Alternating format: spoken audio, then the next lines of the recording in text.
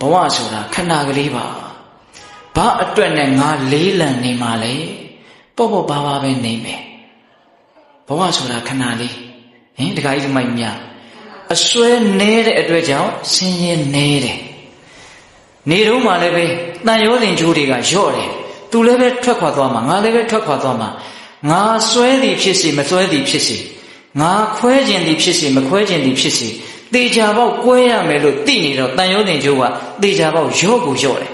ကျိုးရော့တဲ့အတွက်ကြောင့်နေရတာလွတ်လပ်တယ်ပြတ်သွားမယ်ဆိုတော့ပို့ပြီးတော့လွတ်လပ်တယ်ခုတက္ကမတို့ဦးဇင်းတို့ကကျိုးကြီးကတင်းနေတယ်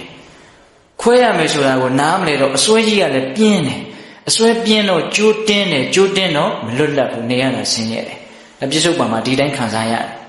ဟုတ်လားဒါကြောင့်အစွဲနေပြီးတော့တန်ရုံးတင်ကြိုးတွေရော့ပြီးတော့လွတ်လပ်မှုရှိအောင်ဘဝဆိုတာခဏပါပြီးတော့သိဆုံးသွားမှာပြီးတော့လည်းပြီးရတာပဲမပြီးကျင်လို့လည်းမဖြစ်ဘူးအဲ့ဒါလို့စဉ်းစားမယ်ဆိုလို့ရှိရင်အင်မတန်အကျိုးကြီးတယ်ဗျဟုတ်လားတခါကြီးမိုက်မြစကားလေးတစ်ခွန်းရှိတယ်ကြားလိုက်လို့ပြေးနေတဲ့လူတယောက်ဟာခွေးဟောင်တာကိုလှည့်မကြည့်သင့်ကြားလိုက်လို့ပြေးနေတဲ့လူတယောက်ဟာစူးချစ်တာကိုပုံကြီးချဲ့မနေနဲ့တောထဲမှာကြားကနောက်ကနေလိုက်တယ်ရှေ့ကအသက်လုပြီးတော့ပြေးနေရတဲ့လူတယောက်မျက်စိထဲမြင်းကြည့်စမ်းအဲ့ဒီလူကိုခွေးကလှမ်းပြီးတော့ဟောင်တယ်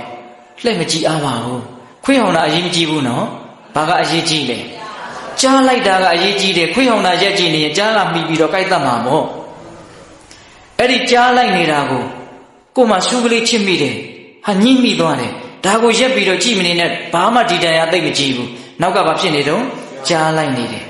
အဲ့ဒီလိုပဲတရားဓမ္မတို့ဦးဇင်းတို့တွေကိုသေမင်းကလိုက်နေတယ်ဘယ်ချိန်မိမလဲတော့မသိဘူးအဲ့ဒီသေမင်းဒီဟူသောကြားကြီးလိုက်နေတာကိုမမြင်တဲ့အခါကျတော့ကဲ့ရဲ့ချင်းချီးမွမ်းခြင်းဆိုတဲ့ခွေးဟောင်တာကိုရက်ပြီးတော့ကြည်တယ်ရက်ပြီးတော့ခံစားတယ်ကြားလိုက်တာကြီးကိုမမြင်တော့ခွေးဟောင်တာကြီးကအကြီးကြီးဖြစ်နေတယ်ပိဿတ်တို့ကိုဦးဇင်းတို့အနုစိတ်ရှင်းမပြဘူးဒီလူတွေဉာဏ်ရှိတယ်နော်ဟုတ်လားနောက်ကကြားလိုက်နေတာကိုမမြင်တော့လောကဓာတ်စုကလေးအသာကလေးချစ်တာကိုအကြီးကြီးလို့ထင်တယ်နေပေါင်းသွေးတွေထွက်နေလိုက်တာ